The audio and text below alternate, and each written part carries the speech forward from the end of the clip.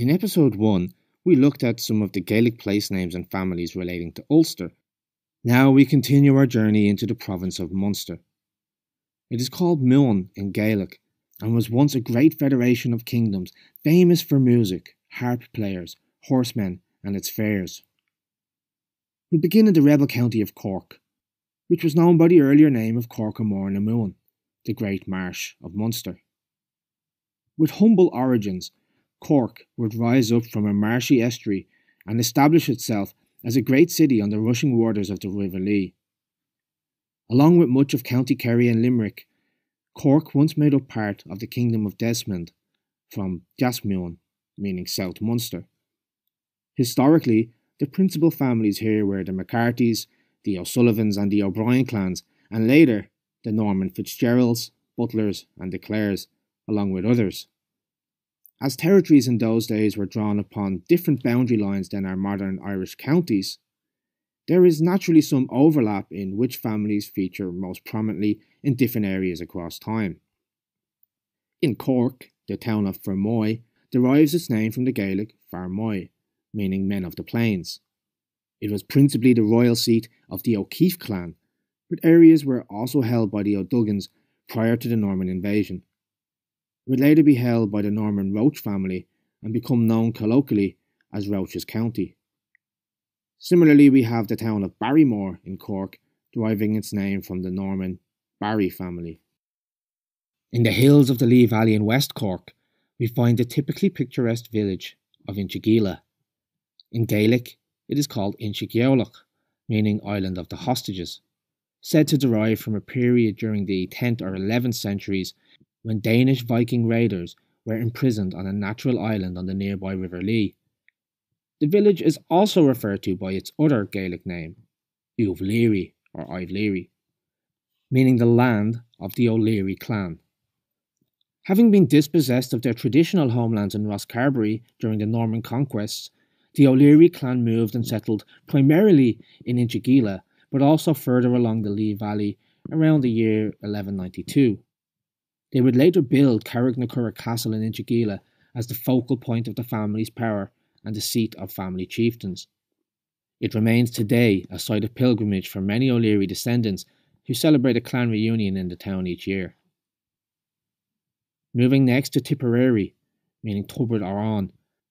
Its place name derives from a local river called the Ara, which is in turn named from an ancient territory known as Tír Ara, or Arid, or Dalcarbery Arid, once ruled by the O'Donegan clan, and from which the nearby Slieve on Ara, or Ara Mountains, are also named. Whenever we see the Turbid prefix in Gaelic place names, it signifies a well or a fresh spring. Taken together with Arid, Tipperary signifies the well of the river in the land of Ara.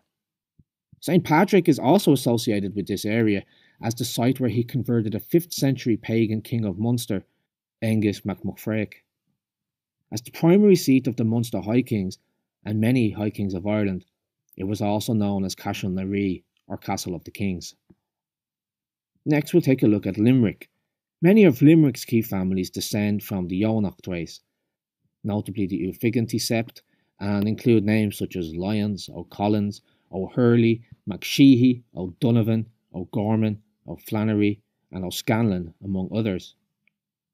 During northern times, the Burke family grew to prominence and had a stronghold in Clan William, named from the Clan William Burke branch of the family. Previously, this territory was held by the Ryan clan, who had themselves obtained it from the O'Heffernans. We continue our journey into Waterford. Waterford's Gaelic place name is among the few Irish county names that bear no relationship with the modern English form. In Old Irish, Waterford is known as Port Larry, or Larrick's Port, and Waterford was even anglicised to Port Laga for a time. It derives its current name, however, from the Old Norse Wadraford, meaning either Ram Ford or Windy Fjord, after a Viking settlement on the banks of the Suir estuary was established around the year 853 AD. Waterford is also still called the Desies or Andice, after the centre of a great medieval Irish kingdom consisting of a large network of Munster septs who control several territories between them. Its chief Gaelic families were the O'Whelan and the O'Brick clans until the coming of the Normans in 1177, after which the Power or Lepower family held prominence. The second last county on this trip is County Kerry, which in Ireland is rendered as Kerry. So therefore Kerry means the tribe of Cure, who is the one of dark appearance. Cure was a tribal chieftain and son of the mighty Fergus MacRoach, a legendary character from the cattle raid of Cooley from the Ulster cycle of Irish mythology, one of Ireland's great heroic sagas. At the time of the Norman invasions, Kerry's principal families included the O'Sullivan, O'Donoghue, O'Mahony clans in the south, the O'Moriarty clan in the mid-regions, and the O'Connors in the north. The McCarthys were another prominent clan who held power here in the centuries prior to the 1100s. The last Gaelic king of Kerry was Cormac McCarthy. In Kerry's Dingle Peninsula, we find the small town of Corcaguini, deriving its name from Corca Duivni, meaning the descendants of Duivni. It was the seat of the O'Falvey chieftains for about 500 years until the 17th century. The O'Shea clan also feature prominently here, but they were noted chiefs of Urarach or Ivory Clan Morris meaning Morris's clan, which bears the marks of Maurice Fitzthomas Fitzgerald, a Norman noble after whom it was renamed from its earlier name of Altry. County Kerry allegedly received its nickname the Kingdom when in 1787 a member of Parliament for the Irish House of Commons described it as its own separate kingdom, quote, for it seemed absolutely not a part of the same country, end quote. The people of Kerry took this as somewhat of a compliment. Finally, we travel north as the crow flies until we reach County Clare, where the Gaelic word clár usually refers to a plain, but it also means a board or a plank. So the place name is assumed to derive from a plank bridge once situated close to Ennis, which allowed for crossing the River Fergus. It earned its nickname the Banner County from the banners flown here in 1828 in support of the Catholic emancipator Daniel O'Connell. Clare made up part of the Gaelic kingdom of Thomond, from Tuamun, meaning North Munster. This territory was predominantly ruled by the O'Briens and included Limerick and parts of Tipperary. The O'Briens in turn descended from the Dalcassians, a dynastic race which rose to prominence around the 3rd century AD, and who were the progenitors of many great Munster families. In addition to the O'Briens, the McNamaras, the O'Hearns of East Clare, the O'Kennedys, and the O'Shanahans all descended from this race. Other prominent but non-Dalcassian clans include the O'Loughlyns and the O'Connors.